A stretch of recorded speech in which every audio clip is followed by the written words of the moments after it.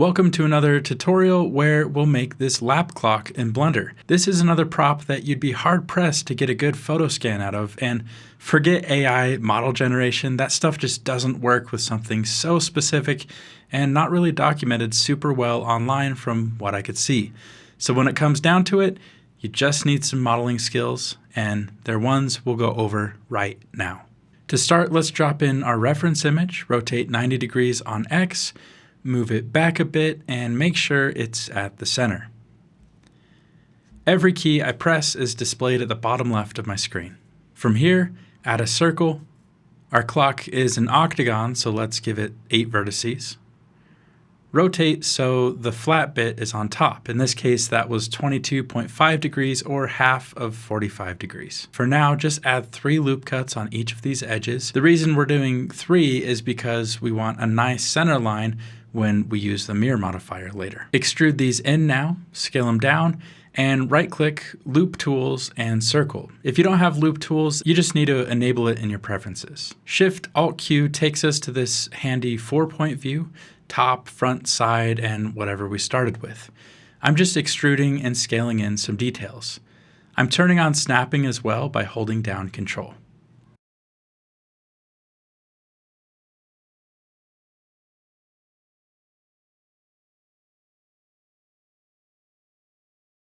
I'll extrude out our 2 ridges here, and now's a good reminder to save. From here, I'll add a subsurf modifier. I always turn mine off in edit mode so I can see what's going on. Dissolve this edge we don't need, and I'm just adjusting these ridges. Let's extrude back this outer bit, and we need to bevel this corner so it's sharp.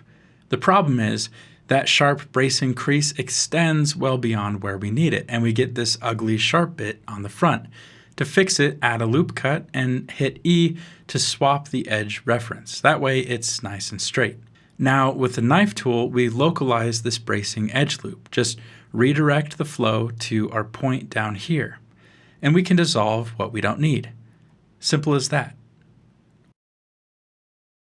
We can even brace the top here, and we have a nice sharp corner without disrupting our perfect circle. To make sure we didn't affect that circle, let's check by setting it to circle, and nothing changed, which is what we want to see. Rather than do this same thing 8 times, let's cut up our model and throw in a mirror modifier since we have those nice center lines. Let's sharpen this corner exactly like we did the last one. Knife tool, redirect the flow, and dissolve. We call that localizing topology. Let's make sure our mirror modifier calculates before our subsurface. That's pretty much our clock body. Let's apply our mirror modifier.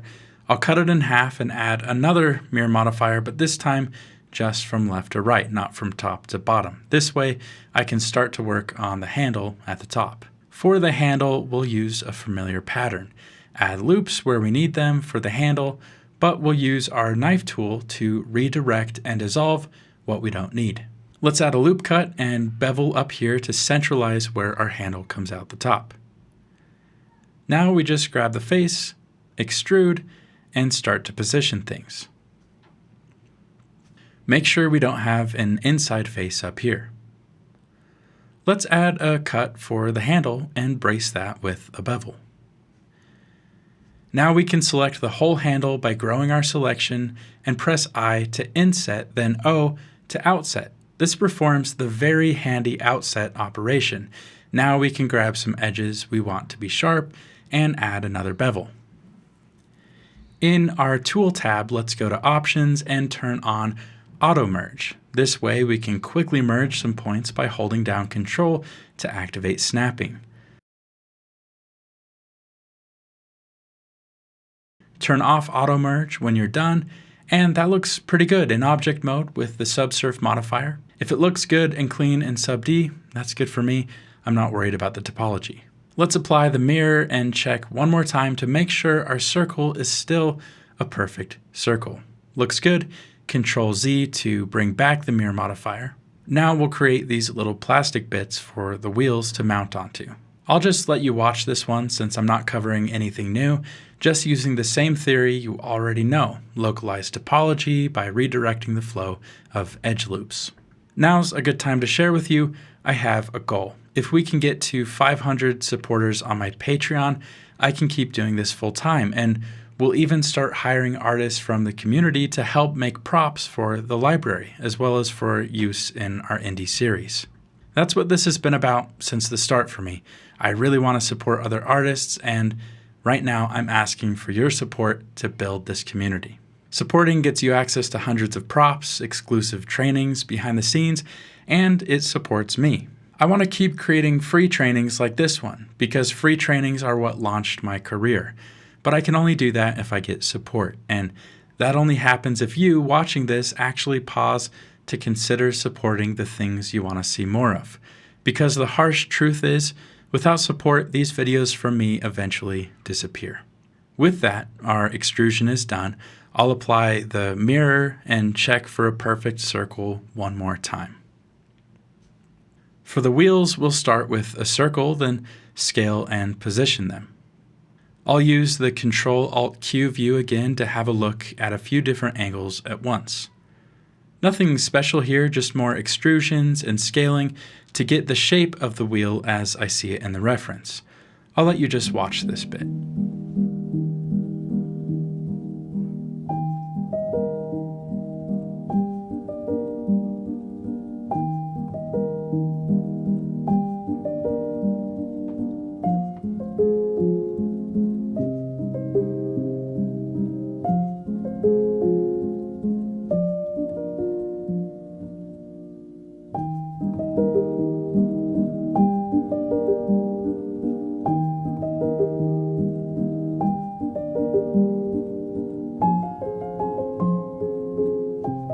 We can mirror the wheels and use the clock body as the mirror object. If you're following along, now might be a good time to save. The rest of this process doesn't take any tricky topology redirect or anything like that. It's just very simple modeling, so I'll put it on a slight time lapse, but slow enough you can still see what's going on.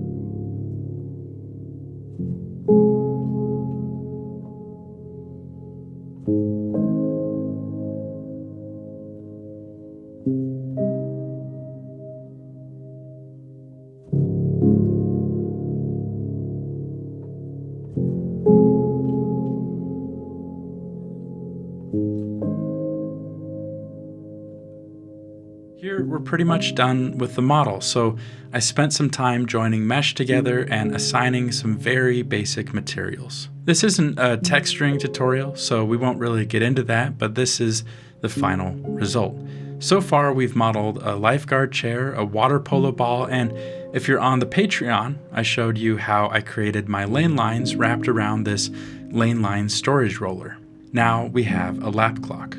There are still plenty of props to go in this environment, and some will be exclusive on the Patreon, so please, I know everyone in this world is asking for your money, but if you wouldn't mind seriously considering the tiers and the perks I have to offer, as you become a patron, it really helped me out and help build this community.